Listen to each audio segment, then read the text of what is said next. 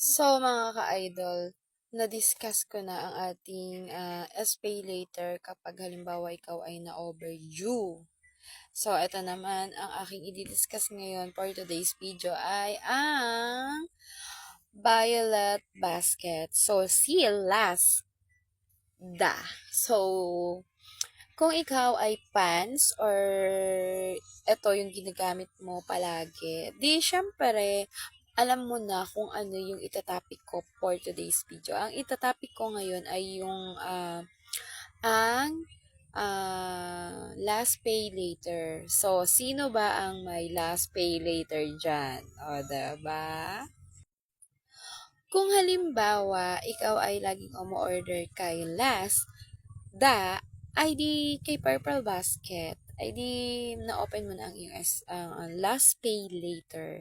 So, na-open ko yung aking last pay later at napakalaki naman ng unang pautang ni Purple Basket sa akin, mga ka-idol. Ang kaso mo nga lang, mga ka-idol, nung umutang ako sa kanya ay kunwari due date na ngayong araw na to. So,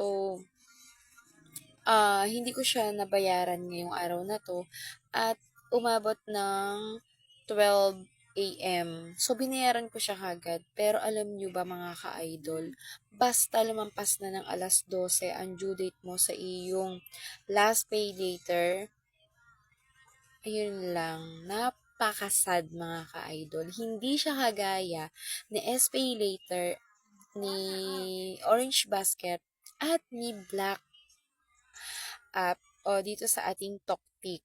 Kasi yung Orange Basket at itong Black App, kapag halimbawa na overdue ka at binayaran mo, is pauutangin ka pa rin niya ulit. So, tatanggalin niya yung pagka-freeze ng account mo. So, ayun nga, sad to say, mga ka-idol, alam nyo ba kung magkano na ang offer ni Purple Basket sa aking last pay later? Kaso nga lang, nakakalungkot talaga, mga ka-idol, kasi hindi na siya nagagamit. Hindi na siya nagagamit talaga, mga ka-idol. So, ipapakita ko sa inyo kung magkano na yung pautang sa akin ni last pay later. Talaga namang bongga. So, ito na nga, mga ka-idol. Ipapakita ko sa inyo kung gaano nga ba kalaki ang offer sa akin ni Purple Basket, ang last the account. So, ayan, tingnan natin.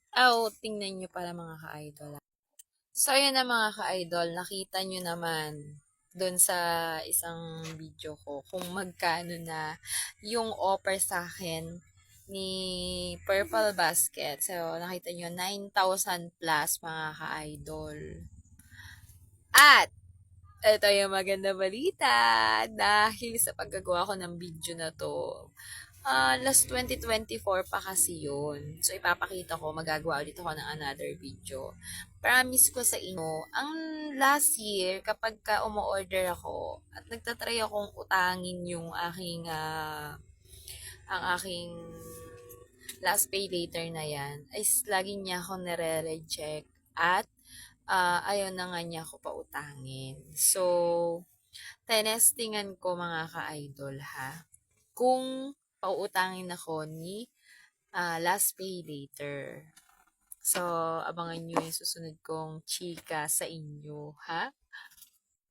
Mga ka-idol, baka naman meron kayong mga bibilihin sa inyong bahay, sa inyong mga pang-beauty. Baka meron ako niyan sa aking yellow basket. Sa akin na kayo mag-order. Kung hindi ka pa nakapollow, follow mo naman ako. At yayakapin din kita. So, ayun lang. At thank you for watching. Tingnan nyo naman. At ang aking pamangkin ay, Alay! Alay!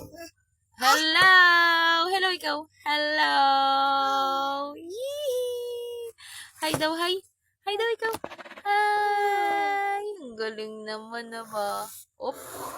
So, ayun lang. Thank you for watching.